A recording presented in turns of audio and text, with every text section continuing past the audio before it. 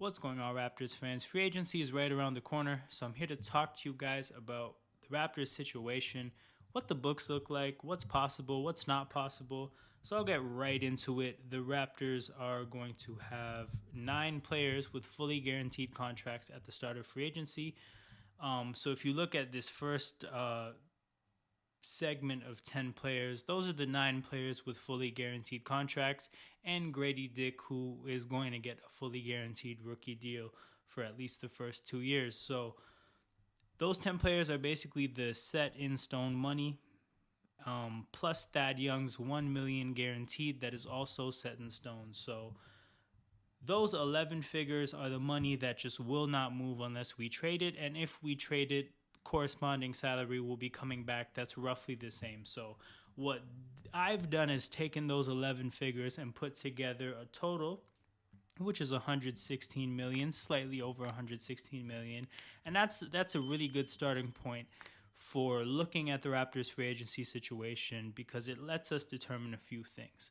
So one thing we can just start out with, and we can say with certainty, is that this team will not go into the luxury tax. There is no scenario in which they go into the luxury tax and stay there.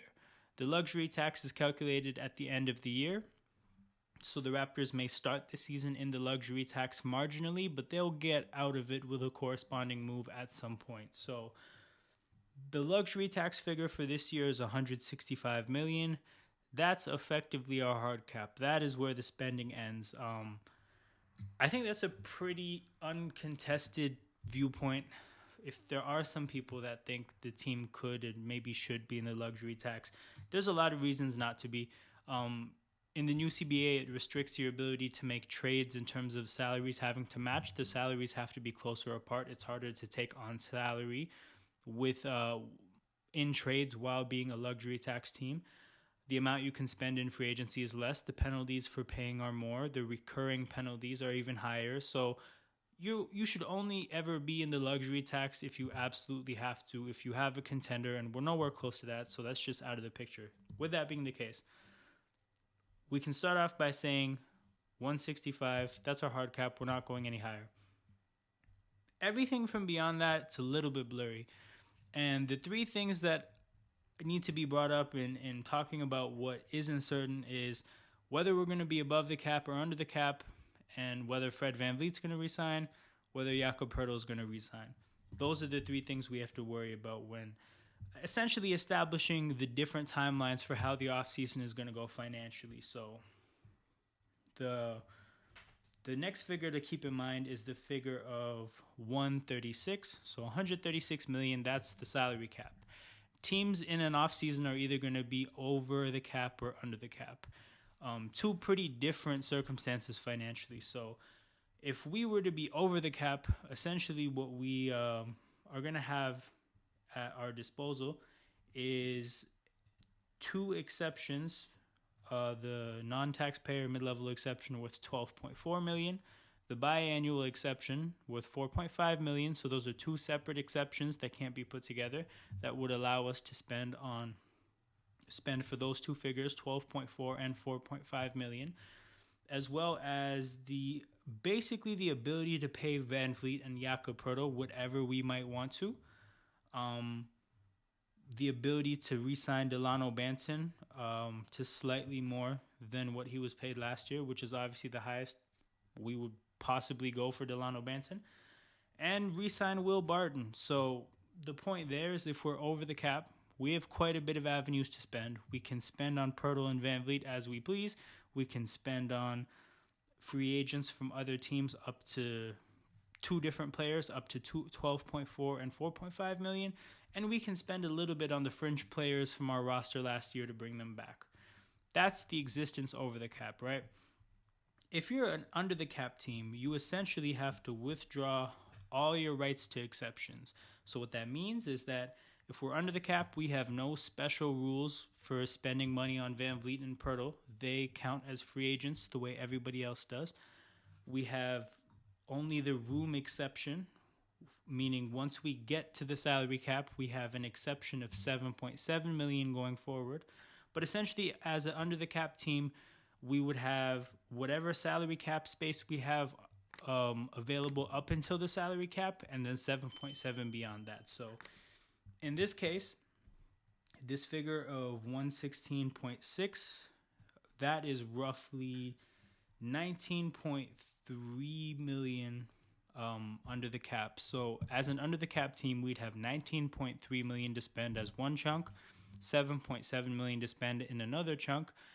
And that's just all the money we have to spend across all players. There's just nothing else we can do. So the pretty obvious thing when you compare the two circumstances is we would not be under the cap by choice. We would be over the cap by choice. It allows us to spend quite a bit more and essentially add to the roster way more.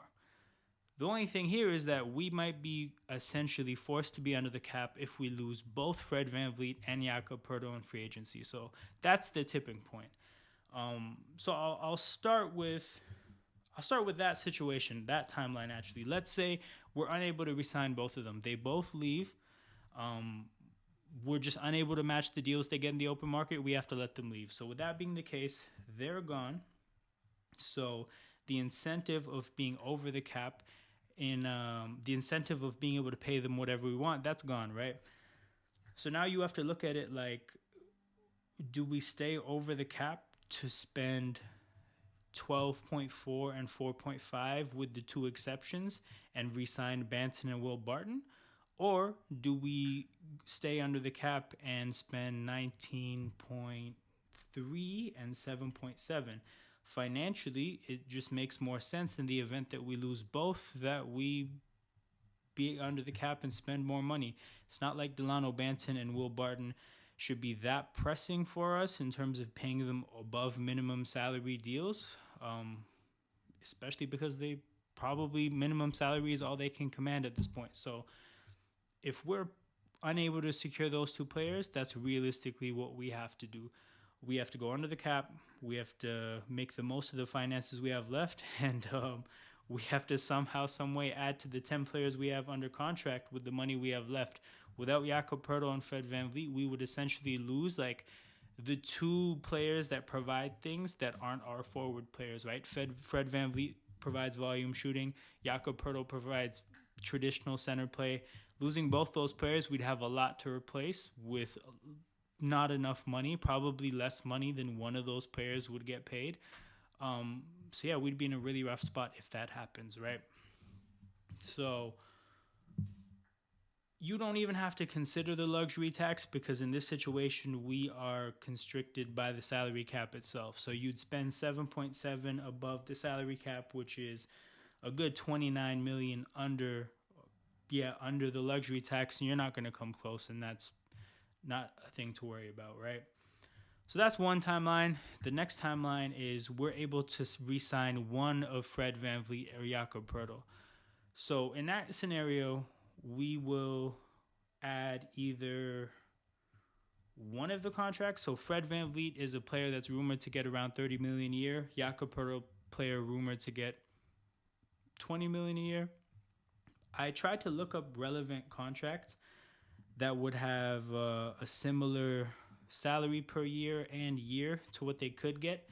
And essentially what I found out is that you can expect Jakob Poeltl's 20 million a year deal to start at 18 and then go up to average out at 20. And you can expect Fred VanVleet's, with Poeltl it would start at 18. With VanVleet, it would start at 28. So those are the figures you could expect to start with. So in this case, regardless of who comes back, you're pretty far away from the luxury tax line, whether you're adding Fred VanVleet's 28 or Jakob Poeltl's 18 to the salary sheet. And what that means is you've paid one of them. You're going to use the two exceptions, the $12.4 and the $4.5 million exceptions, to replace the other one, the one that left. Or you use one to replace them. Hopefully that works, and you use the other to bolster another part of the team. But the offseason goes fairly straightforward from that point onwards. Keep in mind, this is just a free agency preview. Trade preview is a whole different video that I'm going to do in just a very different circumstance. But as far as free agency goes, if one of them leaves and the other one stays, we're just going to use the two exceptions, be far away from the luxury tax, and that'll just be the conclusion of our big spending in free agency. We'll probably make fringe signings, minimum salary signings from that point onwards to fill out the team, and that's that. The real eventful timeline for this offseason is if we were able to re-sign both. And the reason is, prior to adding either of their new contracts to the salary sheet, we are 48.3 million under the luxury tax. Now, the two figures that I've put together for their first year salaries is sitting at around 46 million. So in the event that we re-sign both, we would have 12 players. We basically have a rotation. We'd have a lot of rotation pieces in the event that we did that. So we'd have 12 players and essentially 2.3 million in cap space. That's not enough to sign 3 more players, so we'd have to make a move to create more space. And the move, I think, is pretty clear, and that is to either find somebody to take Otto Porter in a deal, stretch Otto Porter's contract, meaning cutting his deal and spreading it over 3 years, which would create 4.2, which I think exactly gets you to where you need to be. But yeah, either that or in a different trade in the offseason. So let's say we trade OG, we trade Pascal, Gary Trent, Chris Boucher. And one of those trades, they're trades that you're taking back less salary than you're sending out. But essentially, in this timeline, there's some cap gymnastics that have to be done to fill out the team but stay under the luxury tax. So if I had to guess, I think we would find a way to achieve that without trading Otto Porter's contract. So he's either going to get waived or one of our other trades will create a little bit of space.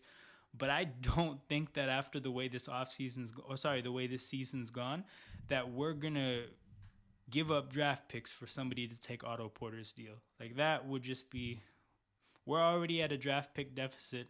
We do not need to be spending draft picks to dump Otto Porter's deal. So I think that this timeline is, it's the most unpredictable, right? We don't know who on the Raptors roster is going to get traded, but it would mean that somebody is getting traded, or Otto Porter Jr. is getting cut and his deal is being spread out over the next 3 years. So there's future ramifications to that option. But yeah, these are the 3 pretty clear salary cap timelines for free agency. One of the 3 will happen for sure.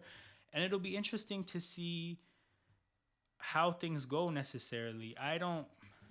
It's weird because I don't even necessarily think the timeline of us being under the cap is possible, because I think we will pay whatever it takes to keep Jakob Poeltl.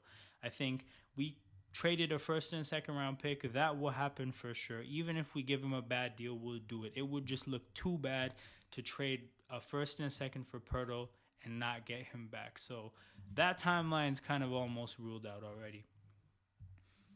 That would be our biggest spending timeline in terms of signing other players in free agency, like players that weren't on the Raptors last year. So that almost in a way disincentivizes like looking at other players too closely, the other players in free agency from other teams.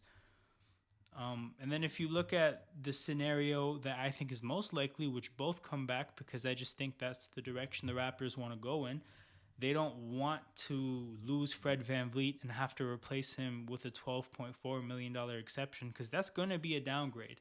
And whatever we're trying to do with the roster in terms of winning games, developing talent in the context of winning, and even just being a functional basketball team, in this basketball team, to not have Fred VanVleet shooting, it would be really bad. So I don't think the Raptors have any intention for that to happen. I think Fred VanVleet would have to get an outrageous deal, and I kind of just don't buy that that's going to happen. So I think it's pretty likely that they're both back, that we're in a situation where we're not really necessarily looking at players from other teams, and that's part of the reason, me personally, I'm not really even looking towards free agents, because I just genuinely don't think it's going to happen. I think we're going to re-sign our players, and we're going to make our moves in the trade market. I think that's where our biggest move of the offseason would be. And I say biggest as in the biggest splash, because re-signing Fred and Jakob Poeltl, that's not a big splash. So Yeah, for that reason, I think re-signing both of them, that's the timeline that's going to happen.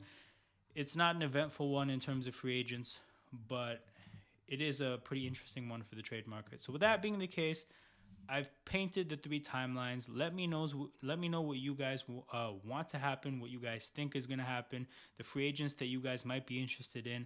I don't know if you guys were here for last year or if you went back and watched the video, but I actually did a free agency video last year where I ran through a bunch of names of different guys that could sign for the Raptors, and Otto Porter Jr. was one of the names that I brought up, and lo and behold, he signed. So that was pretty cool. I'm not doing that kind of a concept this year. I just genuinely don't think we're going to sign players like that. I think we'll sign some minimum salary players. I'll react to it when it happens, but I think we'll be signing Fred VanVleet, signing Jakob Poeltl, and trading somebody in a way that I think surprises a lot of fans. So is that going to be OG? Is that going to be Pascal? Is there anybody else on the roster that would really be that big of a surprise? I don't know. But yeah, I think that free agency is not going to be eventful. Let me know if you guys disagree. Let me know if you guys even want Fred VanVleet and Jakob Poeltl back. I'd love to hear your guys' thoughts. But yeah, let me know what you guys think. I think this is the kind of video that I'd really like to do as a live stream where there's an active chat. People are throwing out names. People are throwing out scenarios. People are actively critiquing things that I'm saying or actively agreeing. I think that'd be really cool. But yeah, stay tuned in. Lots of videos coming out throughout the summer. Let me know if you guys would be wanting to be involved with any of the videos going forward. And tap in. I'll see you guys around. If you like this video and want to support the channel, make sure you're pressing the like button, leaving comments, and subscribing to the channel. These are the kind of interactions that YouTube's algorithm looks for to figure out which content to push to the wider YouTube audience. So the more you guys interact, the more people these videos will get pushed to, the bigger the channel will get, the more content I can give you guys. So make sure that you're pressing the like button, leaving comments, and subscribing to the channel.